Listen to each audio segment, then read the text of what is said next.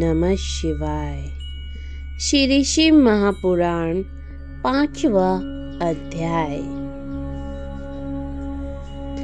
बिंदु का पिशाच योनि से उद्धार। सूत जी बोले, शौनक, एक दिन चंचुला आनंद में मग्न उमा देवी के पास गई और दोनों हाथ जोड़कर उनकी स्तुति करने लगी। चंचुला बोली, हे गिरिजा नंदिनी स्कंद माता उमा, आप सभी मनुष्यों एवं देवताओं द्वारा पूज्य तथा समस्त दुखों का नाश करने वाली व सुखों को देने वाली हो। आप शंभु प्रिया हो, आप ही सद्गुणा और निर्गुणा हो। हे सच्चिदानंद आनंद स्वरूपिणी माँ, आप ही प्रकृति की पोषक हैं। हे माता, आप ही संसार की सृष्टि पालन और संहार करने वाली हैं। आप ही ब्रह्मा विष्णु और महेश को उत्तम प्रतिष्ठिता देने वाली परम शक्ति हैं। सूत जी कहते हैं, शौनक, सदगति प्राप्त चंचुला इस प्रकार देवी की स्तुति कर शांत हो गई। उसकी आंखों में प्रेम के आंसू उमड़ आए। तब शंकर प्रिया भक्त वत्सला उमा देवी ने बड़े प्रेम से चंचुला को चुप कराते हुए कहा, सखी चंचुला, तुम्हारी स्तुति से मैं प्रसन्न हूँ। बोलो, क्या वर मांगती हूँ? चंचुला बोली, हे गिरिराज कुमारी, पति विंदुक इस समय कहाँ है? उनकी कैसी गति हुई है मुझे बताइए और कुछ ऐसा उपाय कीजिए ताकि हम फिर से मिल सके। हे महादेवी, मेरे पति एक शूद्र जाति वैश्या के प्रति आसक्त थे और पाप में ही डूबे रहते थे।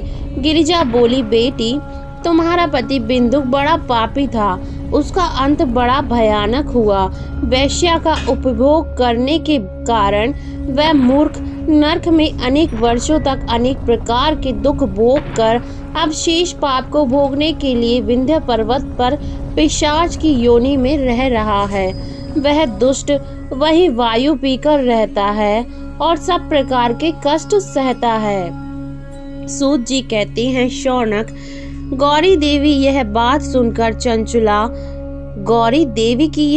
सुनकर चंचुला अत्यंत दुखी हो गई और फिर मन को किसी तरह स्थित करती हुई दुखी हृदय से बोली, माँ गौरी, उनसे एक बार फिर पूछा, हे महादेवी, मुझ पर कृपा कीजिए और मेरे पापी पति का उद्धार कीजिए। कृपया करके मुझे वह उपाय बताइए जिससे मेरे पति को उत्तम गति प्राप्त हो सके। गौरी देवी ने कहा, यदि तुम्हारा पति बिंदु शिव पुराण की पूर्णमयी उत्तम कथा सुने तो वह उस दुर्गति को पार करके उत्तम गति का भागी हो सकता है। अमृत के समान गौरी देवी का यह वचन सुनकर चंचुला ने दोनों हाथ जोड़कर मस्तक झुकाकर उन्हें बारंबार प्रणाम किया तथा प्रार्थना की कि मेरे पति को शिव पुराण सुनाने की व्यवस्था कीजिए। ब्राह्मण पत्नी चंचुला के बार बार प्रार्थना करने पर भी शिवप्रिया गौरी देवी ने भगवान शिव की महिमा का गान करने वाले गंधर्व राज तुम्बुरु को बुलाकर कहा, तुम्बुरु, तुम्हारी भगवान शिव में प्रीति है।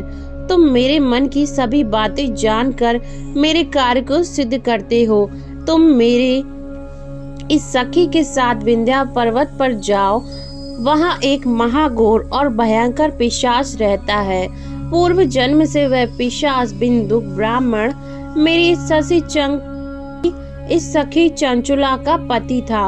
वह वैश्यगामी हो गया था। उसने स्नान, संध्या, ध्यान आदि नित्य कर्म छोड़ दिए। क्रोध के कारण उसकी बुद्धि भ्रष्ट हो गई। दुर्जनों से उसकी मित्रता तथा सज्जनों से द्वेष बढ़ता गया। वह अस्त्र शस्त्र से हिंसा करता, लोगों को सताता और उनके घरों में आग लगा देता था। चांडालों से दोस्ती करता हुआ रोज वैश्या के पास जाता था। पत्नी को त्याग कर दुष्ट लोगों से दोस्ती कर उन्हीं के संपर्क में रहता था। वह मृत्यु तक दुराचार में फंसा रहा।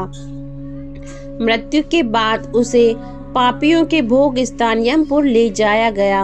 वहां घोर नरकों में सहकर इस विंध्या पर्वत पर अब वह पिशाच बनकर रह रहा है और पापों का फल भोग रहा है। तुम उसके सामने परम पुण्यमयी पापों का नाश करने वाली शिव पुराण की दिव्य कथा का प्रवचन करो। इस कथा को सुनने से उसका हृदय सभी पापों से मुक्त होकर शुद्ध हो जाएगा और वह प्रेत योनि से मुक्त हो जाएगा। दुर्गति से मुक्त होने पर उस बिंदुक नामक पिशाच को विमान पर बिठाकर तुम भगवान शिव के पास ले आना। सूत जी कहते हैं, शौनक, उमा का यह उपदेश पाकर गंधर्वराज तुम्बरु प्रसन्नता पूर्वक अपने भाग्य की सराहना करता हुआ चंचुला के साथ विमान में पिशाच के निवास स्थान विंध्या पर्वत पर गया। वहां पहुंचकर उसने उस विकराल आकृति वाले पिशाच को देखा। उसका शरीर विशाल था, उसकी ठोड़ी बड़ी थी। वह कभी हंसता, कभी रोता, कभी उछलता था। महाबली तुम्बरु ने बिंदुक नामक पिशाच को पाशों से बांध लिया। उसके पश्चात तुम्बरु ने शिव पुराण की कथा बांचने के लिए स्थान तलाशा, वहां मंडप की रचना की। शीघ्र ही इस बात का पता लोगों को चल गया कि एक पिशाच के उद्धार हेतु देवी पार्वती की आज्ञा से तुम्बरु शिव पुराण की अमृत कथा सुनाएंगे। सभी लोग विंध्या पर्वत पर आए। उस कथा को सुनने के लोभ से बहुत से देवर्षि वहां पहुंच गए। सभी को आदर पूर्वक स्थान दिया गया। पिशाच बिंदुक को पाशों में बांधकर आसन पर बिठाया गया और तब तुम्बरु ने परम उत्तम शिव पुराण की अमृत कथा का गान शुरू किया। उसने सबसे पहले विंध्येश्वर संहिता लेकर 7वीं वायु संहिता तक शिव पुराण की कथा का स्पष्ट वर्णन किया। सातों संहिताओं सहित शिव पुराण को सुनकर सभी श्रोता कृतार्थ हो गए। परम पूर्णमयी शिव पुराण को सुनकर पिशाच सभी पापों से मुक्त हो गया और उसने पिशाच शरीर का त्याग कर दिया। शीघ्र ही उसका रूप दिव्य हो गया। उसका शरीर गौर वर्ण के समान हो गया। शरीर पर श्वेत वस्त्र एवं पुरुषों के आभूषण आ गए। इस प्रकार दिव्य देहधारी होकर बिंदुक अपनी पत्नी चंचुला के साथ स्वर्ग में भगवान के पास गया। शिव का गुणगान करने लगा। उसे इस दिव्य रूप में देखकर सभी लोगों को आश्चर्य हुआ। उसका मन परम आनंद से परिपूर्ण हो गया।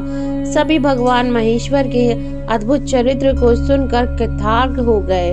उनका यशोगान करते हुए अपने अपने धाम को चले गए।